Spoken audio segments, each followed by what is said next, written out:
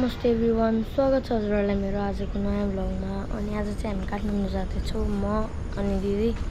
अनि हामी चाहिँ दसैँको लागि काठमाडौँ जाँदैछौँ, किनभने अब दसैँ आयो नि त। अनि यसपालि चाहिँ खै दुईचोटि पहिरो गएको रहेछ, अनि जाम पनि भएको थियो। 2-3 दिन जाम भयो सुरुचोटिमा, अनि फेरि पछि नि 2 दिन नै भयो। अनि अहिले पनि त्यसै गडाङगडुङ भइरहेको, पानी पर्छ कि जस्तो लाग्छ। अनि आज चाहिँ 12 गते हो, त्यही भएर अनि 12 गते जानला। अनि मम्मीहरू चाहिँ टिकाको 2 दिनपछि आउनुहुन्छ भन्नुभयो। त्यही हो गाइज, म चाहिँ अब हजुरहरूलाई एकछिनमा भेट्छु। म चाहिँ रेडी भइसकेको छु, दिदी पनि रेडी हुनुभयो। अनि पुम्पे चाहिँ हामीसँग जाने भनेर रोइरहेको थियो। यसलाई थाहा छैन हामी जान लागेको भनेर। तिमी बबडी हामी जाने हो? अब हामी जान्छौँ। यहाँ चाहिँ गाउँ भाइले कतारेर पुरै यस्तोमा यता आउन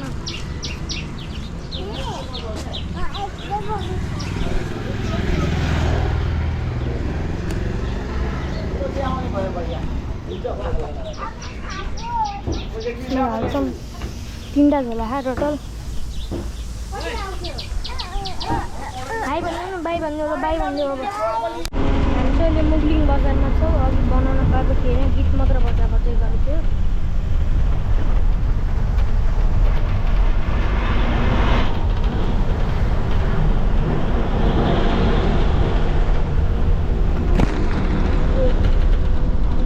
अनि हामी चाहिँ 10 बजीतिर हिँडेको, 11 बज्न लाग्यो होला। अहिले मुगलिङमा छौँ। अब हेरौँ बनाउन नि पाउँछ कि नै, चार्ज पनि त्यस्तो धेरै छैन नि त। टाइम ल्याप्स हालिदिन्छु होला एकैछिन। त्यही हो। अहिले चाहिँ हामी कुन ठाउँ हो यो? मौवाको लागि के हो भन्ने ठाउँमा छौँ। अनि मेरो अर्को ब्याट्री चाहिँ खै के भयो गोप्रोको आफै अन हुन्छ, रेकर्ड गर्ने बित्तिकै बन्द भएको छ। त्यही भएर मैले यसमा नि 80% भन्दा छैन। यो अब कति टिक्छ हेर नि, जतिसम्म टिक्छ त्यति बनाउँछु। हेरौँ अब कति हुन्छ। अनि अर्को ब्याट्री लिन पनि छ होला, यो ब्याट्रीले मात्र धान्दैन, एउटा ब्याट्रीले मात्र अब। अनि त्यही भएर पनि हो, बिचमा मलाई बल्ल उहाँ मुगलिङबाट बल्ल यहाँको बनाइरहेको छु। फिस्लिङ बजार रहेछ। अनि गाडी उहाँहरू त्यहाँ नयाँ केही छ, नयाँ केही यहाँ त बन्दै छ पुरै अझ के हो। अनि त्यही हो, म चाहिँ अब जति भ्याउँछ त्यति बनाउँछु अब यति चार्जले। त्यही होला। अहिले चाहिँ हामी गजोरीमा छौँ। अनि चार्ज रहेछ, पुग्छ कि जस्तो लाग्छ। अब लगभग 60 किलोमिटर जति छ। अब हामी काठमाडौँ पुग्न लाग्यो।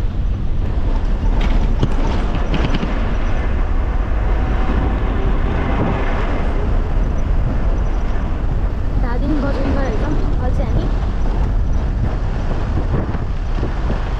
बाटो चाहिँ ठिकै छ, अब चाहिँ खत्तम बाटो आउँछ पुरै। धुलो आउँछ, धुलो आउँछ बाटो। अब आउने भयो हजुरहरू पनि बाटो बुझेर हिँड्नुपर्छ है। अब पानी पर्छ नि त, अब त पानी पर्दैन नि त बर्खामा।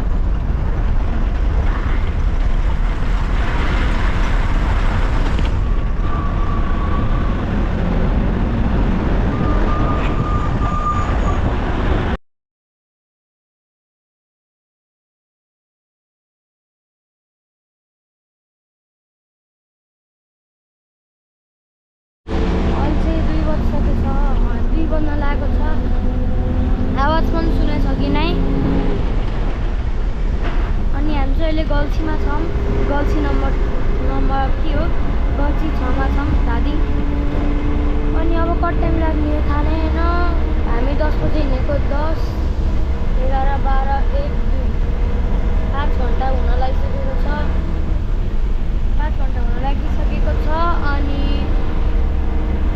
बस चाहिँ पुरै खाली हो। म, दिदी अनि एउटा दाइ हो को छ पछाडि है। खाली हो बस त पुरै। खाली नै भनौँ। म अगाडि आएर बस्दैछु। त्यहाँ गाह्रो भयो बस्नलाई, हावै आएन नि त। अब अघि आफूको एकछिन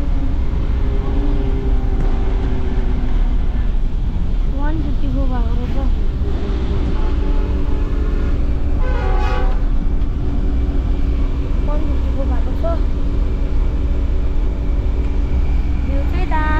गाइस यहाँको कारहरूले कस्तो देख्छ कि नराम्रो देख्छ।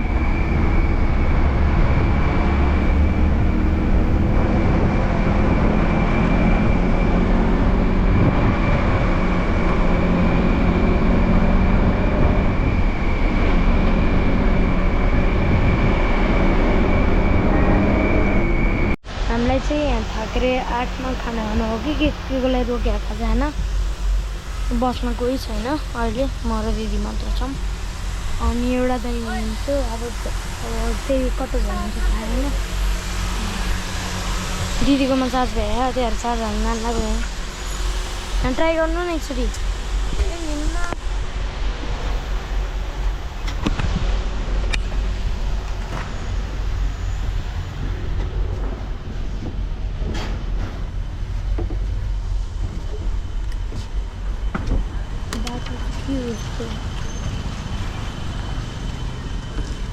अहिले चाहिँ हामी नाकडुङ्गामा छौँ, जहाँ चाहिँ चेकिङ हुन्छ। यो वेलकम टु काठमाडौँ भएको बोर्डमा हो क्या।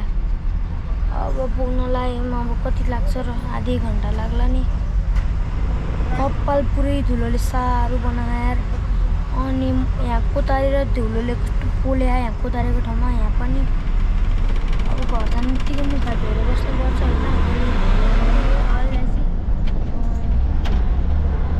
आइपुग्यो काठमाडौँभित्र होइन।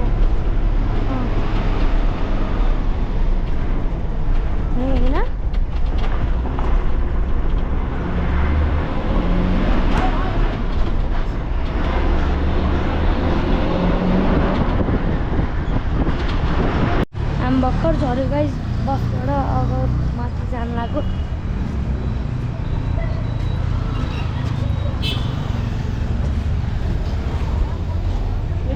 प्राइभेट हो।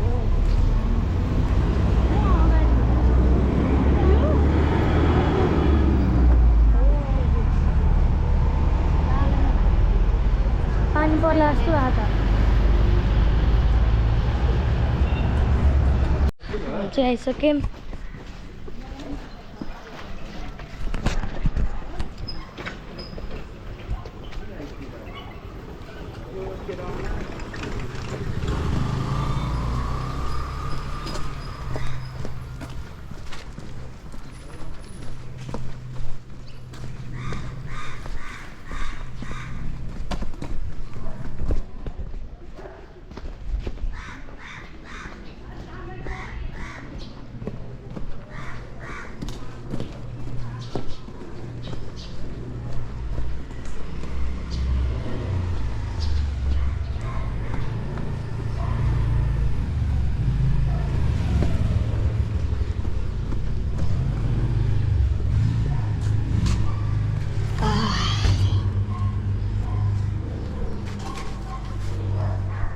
हेलो मामा। Hello hello.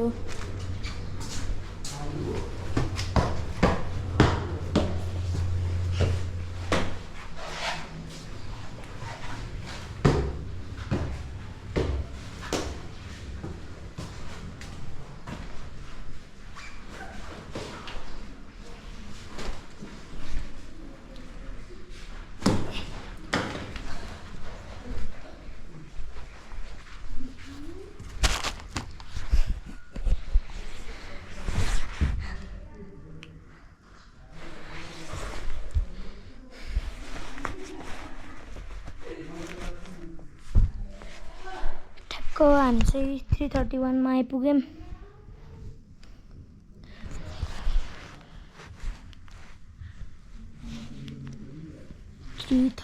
हामी 10 बजे हिँडेको थियौँ, 10:30 भन्दा पनि भयो।